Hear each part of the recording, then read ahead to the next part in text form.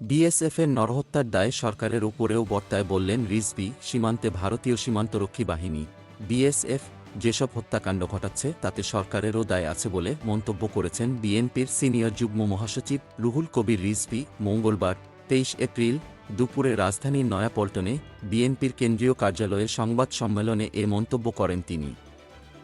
সরকারের নতজানু নীতির কারণেই বিএসএফ আশকারা পাচ্ছে দাবি করে রিজভী বলেন, মনে হচ্ছে দেশের স্বাধীনতা সার্বভৌমত্বের চাবিটা শেখ হাসিনা ভারতকে দিয়ে দিয়েছেন।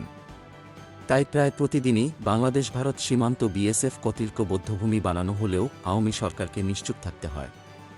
তিনি বলেন, ক্ষমতার নেশায় আচ্ছন্ন দখলদার আওয়ামী সরকার আইনশৃঙ্খলা বাহিনী এবং যুবলীগ ছাত্রলীগ ক্যাডারদের দিয়ে নিজস্ব সেনাদল গঠন করে নিজ দেশের জনগণের বিরুদ্ধে প্রতিনিয়ত সাঁড়াশি অভিযান চালাচ্ছে।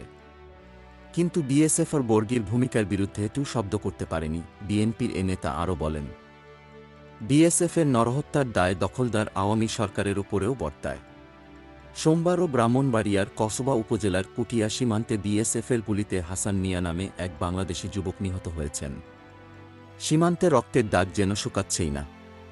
বাংলাদেশি মানুষের রক্তে সীমান্ত সবসময় ভেজা থাকছে। প্রধানমন্ত্রীর ইচ্ছায় এদেশে আইনের প্রয়োগ হয় মন্তব্য করে এরপর রিজভী বলেন, দেশের আইন শেখ হাসিনা সংস্করণ অনুযায়ী প্রয়োগ করতে হয়। ৭ জানুয়ারি ডামি নির্বাচনের পর বাংলাদেশের একছত্র অধিপতি হয়ে উঠেছেন শেখ হাসিনা।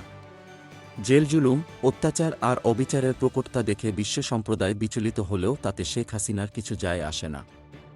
তার সব অপকর্মের দায় নিয়েছে পার্শ্ববর্তী দেশ। তিনি বলেন, বেগম খালেদা জিয়াকে রাজনীতি থেকে দূরে রাখার জন্যই মিথ্যা মামলায় সাজা দিয়ে বন্দী করা হয়েছে, তা আজ দেশ বিদেশে সর্বজন বিদিত। বেগম খালেদা জিয়ার সাজা নিয়ে দেশবাসী এতদিন যা মনে করেছে, আজ মার্কিন প্রতিবেদনেও সেটি উঠে এসেছে।